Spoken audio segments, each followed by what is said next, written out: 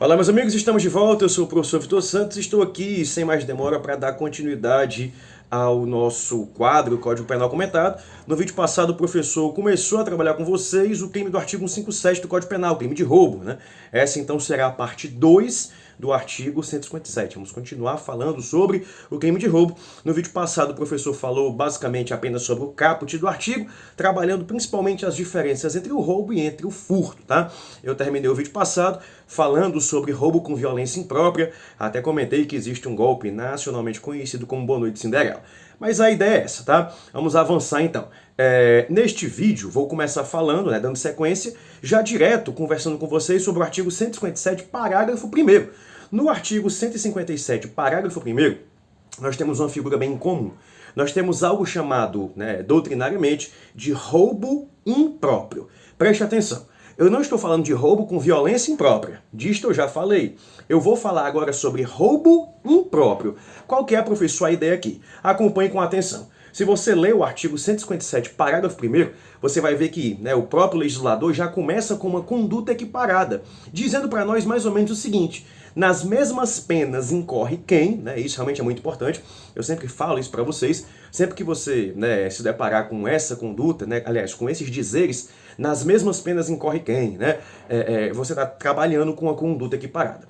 Então, quando você puxa o artigo 157, parágrafo 1º, é basicamente isso que o legislador nos diz. Nas mesmas penas incorre quem aplica violência ou ameaça depois de subtraída a coisa, tá? Então essa que é a ideia aqui. Nas mesmas penas incorre quem usa violência ou ameaça após já ter subtraído a coisa. Não entendi, professor. Qual que é a ideia do roubo impróprio? É muito simples. O roubo impróprio, ele não é um roubo com causa de pena, não é roubo qualificado, não é roubo majorado, é um roubo que tem as penas exatamente, que tem a pena exatamente igual ao roubo comum.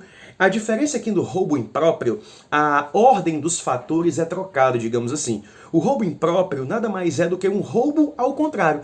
Qual que é, professor, a ordem natural dos atos em um crime de roubo? Normalmente, primeiro o ladrão aborda a pessoa, usa a violência, usa a ameaça, para só depois ele subtrair. Por exemplo, o sujeito aborda o homem, o motociclista, dizendo: desce da moto, senão eu te mato. Primeiro vem a ameaça, né? Então o sujeito desce da moto, entrega pro ladrão e depois ele subtrai. Normalmente no roubo é assim. Primeiro vem a violência ou a ameaça para só depois vir a subtração. Qual que é a ideia aqui no crime de roubo impróprio? No roubo impróprio, primeiro o sujeito, primeiro o indivíduo, o ladrão, ele pega a coisa para só depois usar a violência ou a ameaça. O roubo impróprio, segundo o professor Nelson Gria, nosso saudoso professor Nelson Gria, o roubo impróprio, ele nada mais é do que um furto que deu errado. Por isso que o professor Nelson Gria chamava o roubo impróprio de roubo por aproximação. Olha que interessante. O roubo impróprio é mais ou menos assim. Imagina que o sujeito, ele espera a família viajar e deixar a casa sem vigilância nenhuma. Então ele pula o muro da casa para subtrair as coisas, aproveitando-se que na casa não tem ninguém. Começa a pegar tudo de valor, televisão, videogame, joias, dinheiro, enfim, porque na casa, repito, não tem ninguém. Até então, que crime é esse? Furto, né? Até então isso é apenas um furto, tá? Só que enquanto o sujeito está ali enchendo a mochila com coisas, aliás, ele já pegou tudo, né? Ele fecha a mochila, coloca nas costas e se prepara para ir embora. Só que nesse momento, olha que azar, ele se depara com a família voltando de viagem bem na hora e dá de cara com o ladrão, né? Nesse momento, então, ele vê as pessoas da casa, os proprietários retornando, então ele tira uma arma e usa a violência ou ameaça para garantir que ele vai ficar com as coisas que ele já pegou. Professor, isso é o quê? Isso, em tese, é roubo também, tá? Só que é roubo impróprio. Ele usa violência ou ameaça para garantir que vai ficar com as coisas que ele já pegou. Muito cuidado com essa figura. Na hora da prova, a banca costuma dizer que isso seria em tese, seriam em tese dois crimes. Seria ameaça mais furto, o furto qualificado mais ameaça. Não, tá? Isso é roubo impróprio. Primeiro o sujeito pega a coisa para só depois usar a violência ou ameaça. Figura que cai muito em prova de concurso e tende a confundir vocês, tá certo? Meus amigos, como o professor já havia falado antes, o crime de roubo, de todos os crimes que nós comentamos até agora da parte especial, ele é o primeiro crime que sofreu mudanças substanciais com o pacote anticrime, com a Lei 13.964. E essas mudanças, elas vão começar a aparecer exatamente agora, quando nós começarmos a trabalhar as causas de aumento de pena e as formas qualificadas, principalmente do crime de roubo, tá? Vou ler na íntegra, né, exatamente como está no artigo 157, parágrafo 2º, parágrafo 1º que eu acabei de comentar, para que você entenda quais foram as mudanças trazidas pelo pacote anticrime. Então, concentração. O parágrafo 2º, ele começa com os seguintes dizeres, tá? A pena aumenta-se de 1/3 até a metade, e se você, né, prestar bem atenção, no inciso 1º, ele, né, se você estiver olhando aí, de acordo com como eu estou olhando no site do Planalto, o material atualizado, o próprio inciso 1º, ele já foi revogado, né? Não pela Lei 13.964, pela Lei Anticrime, um pouco antes, pela Lei 13.654.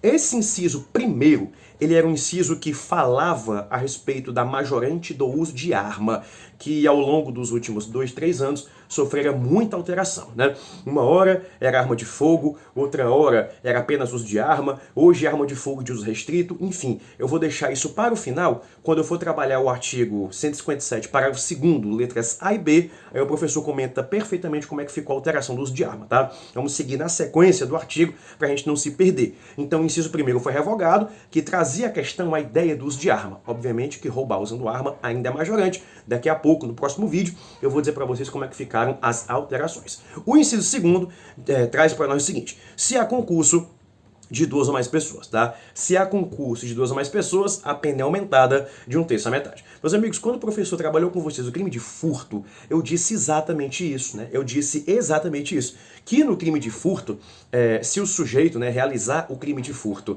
em concurso de 2 ou mais pessoas, o furto vai ser qualificado. Aqui no crime de roubo, existe exatamente a mesma circunstância. Só que aqui no roubo ela funciona como causa de aumento de pena. É exatamente isso. É uma condição que às vezes o aluno ele não entende muito bem, sabe?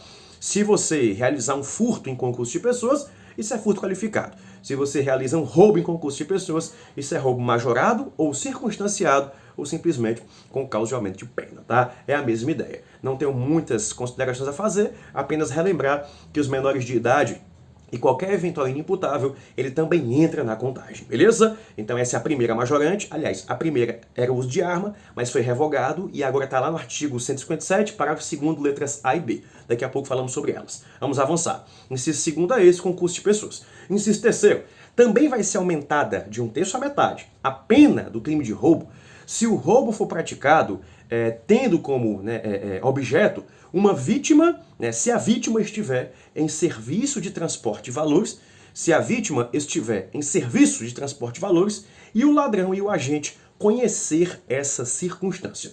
Qual que é, professor, a ideia aqui? É mais um dispositivo que precisa de muita atenção.